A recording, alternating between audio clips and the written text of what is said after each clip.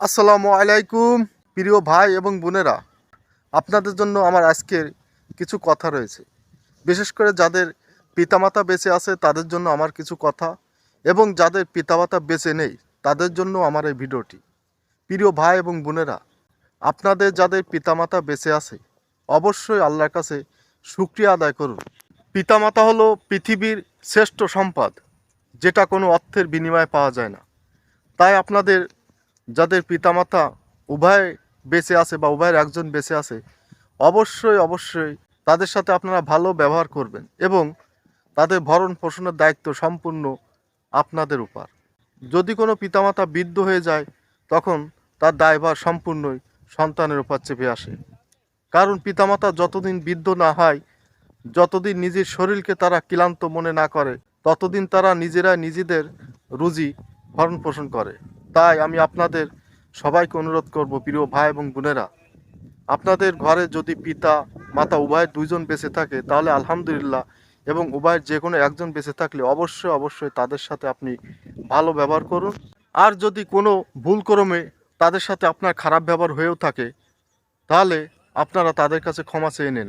কারণ পিতামাতা সন্তানের হাজার ভুলও ক্ষমা করে দেন, কারণ পিতামাতা সবসময় সন্তানের ভালোটাই চায়। প্রিয় ভাই এবং বোনেরা, মনে রাখবেন, পৃথিবীর সমস্ত সম্পদ, এমনকি গায়ের চামড়া কেটেও যদি মায়ের কাছে হাজির করেন, সমস্ত কিছু ঊর্ধ্বে হলো মায়ের এক ফোঁটা দুধের দাম। তাই আপনারা পিতামাতা বেঁচে থাকাকালীন আপনারা জান্নাতকে অবহেলা করবেন না, কারণ ওই পিতামাতা আপনার জান্নাত। পিতামাতার সাথে যদি আপনার খারাপ ব্যবহার হয়ে যায় তাহলে আমার আল্লাহ আপনাকে দুনিয়াতেও সাজা দেবে, আখেরাতেও আপনার জন্য মহা শাস্তি রয়েছে। আর যে সমস্ত ভাই এবং বোনেরা যাদের পিতামাতা উভয় যে কোনো একজন বেছে নেয়, আপনাদের উচিত আপনার পিতামাতার সমতুল্য মানুষ বা পিতামাতা বন্ধু বান্ধব তাদের সাথে ভালো আচরণ করা, মাঝে মাঝে তাদেরকে খোঁজখবর নেওয়া, এটাই আপনাদের জন্য উচিত হবে। প্রিয় ভাই এবং বোনেরা, পিতামাতা এমন একটি সম্পদ যাদের হারিয়েছে তারাই জানে। বেঁচে থাকতে এটার মূল্য বোঝা যায় না।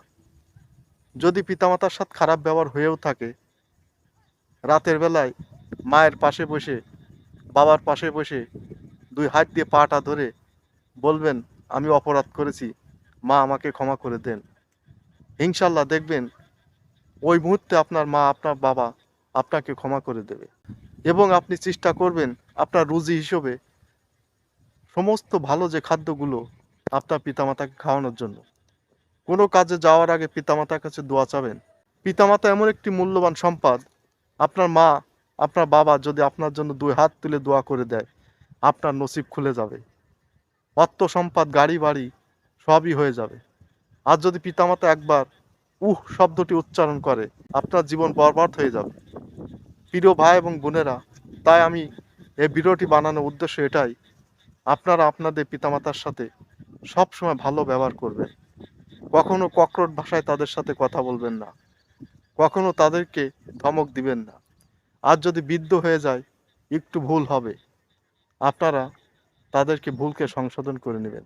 প্রিয় ভাই এবং বোনেরা, আমি কথা আর দীর্ঘায়ু করব না, কারণ আমার থেকে আপনারা বোঝেন বেশি। সবার ভিতরে জ্ঞান আছে, সবার ভিতরে আলো আছে। আপনি আপনার বিবেক দিয়ে চিন্তা করবেন, আপনার পিতামাতার সাথে আপনার ভালো ব্যবহার করা উচিত কি খারাপ ব্যবহার করা উচিত। কারণ সে পিতামাতা আপনাকে অনেক ছোট থেকে লালন পালন করেছে হাজার কষ্টের মধ্য দিয়ে। প্রিয় ভাই এবং বোনেরা, ভিডিওটি বেশি দীর্ঘায়ু করব না। যদি ভিডিওটি ভালো লাগে অবশ্যই লাইক করবেন। ধন্যবাদ সবাইকে। কথা হবে অন্য একটি ভিডিওয়। আল্লাহ হাফেজ।